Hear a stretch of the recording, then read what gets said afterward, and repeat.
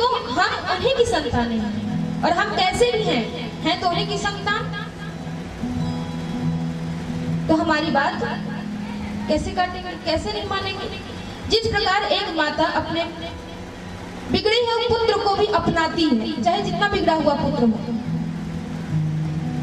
चाहे जितनी भी बिगड़ी हुई संतान हो, चाहे पुत्री ही क्यों ना हो, लेकिन वह हमेशा उसको सुधारने का प्रयास करती है और या तो उसे समझाने का प्रयास करती है, परंतु हाथ कभी नहीं छोड़ती।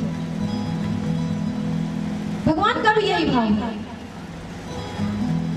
हम हैं तो उन्हीं की संतान, तो हमारा हाथ कैसे छोड़ दें? हम कैसे? जैसे आज संतानें माता पिता के साथ कर रही हैं कि समय पर तो जाकर के माता पिता से बड़े प्रेम से बात करते हैं, माता पिता के साथ बड़े प्रेम से रहते हैं, लेकिन जहां पर माता पिता का काम खत्म हुआ तो वो भी चले जाते हैं। सबकी बात नहीं है, कुछ लोगों की बात है, सब ऐसे नहीं होते। तो जिस प्रकार एक माता अपनी बिगड़ी हुई संतान को भी कभी नहीं छोड़ सकती, होती है तो वो बहुत जल्दी पिघल जाते हैं, वैसे ही भगवान भी है। जहां हम रोना प्रारंभ कर देते हैं, भगवान भी हमें स्वीकार कर लेते हैं, हमारी रक्षा करते हैं। तो यहाँ पर जैसे गज भी हर तरफ से हार गया, उम्मीद उसकी सारी टूट गई, अब वो रोने लगा, अब वो जल के भीतर जाने लगा, और जाते जाते इतना भीतर चला गया, इतना भीतर चला गया कि उसकी पूरी देह सरोवर के भीतर चली गई और उसकी केवल और केवल एक शूट इतनी सी बची थी, थोड़ी सी। तो उस गज ने क्या किया? उसी सरोवर में एक कमल का पुष्प था, कमल के पुष्प को अपने सूंड से ऊपर की ओर करता है कि भगवान अब मेरी रक्षा करो। गज पुष्प को दिखा करके भगवान को बुलाता है और कहता है क्या कि पकड़ लो हाथ बनवारी, नहीं तो डूब जाएंगे। पकड़ लो हाथ बनवारी, नहीं तो छोड़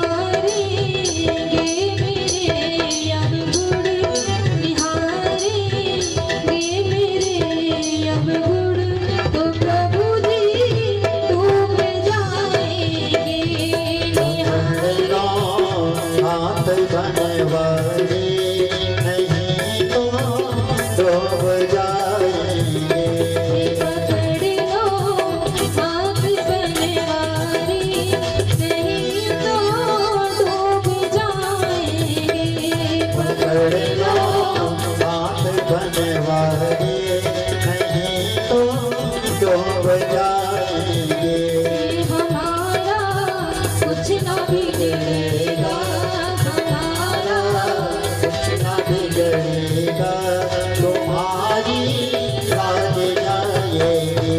पकड़ लो हाथ बनवाए, नहीं तो डूब जाएंगे, नहीं तो डूब जाएंगे, नहीं तो डूब जाएंगे। बोलिए भक्त वत्सल भगवान की। जय हो।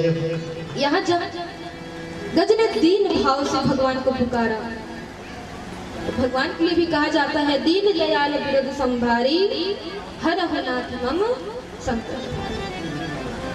गजेंद्र ने इस भाव से भगवान को पुकारा, और जैसे ही पुकारा भगवान ने भक्त की आवाज सुनी नहीं कि गरुड़ को छोड़कर ऐसी तेज गति से भागे, ऐसी तेज गति से भागे कि गरुड़ को भी नहीं बुला पाए, गरुड़ भी पीछे छूट गए।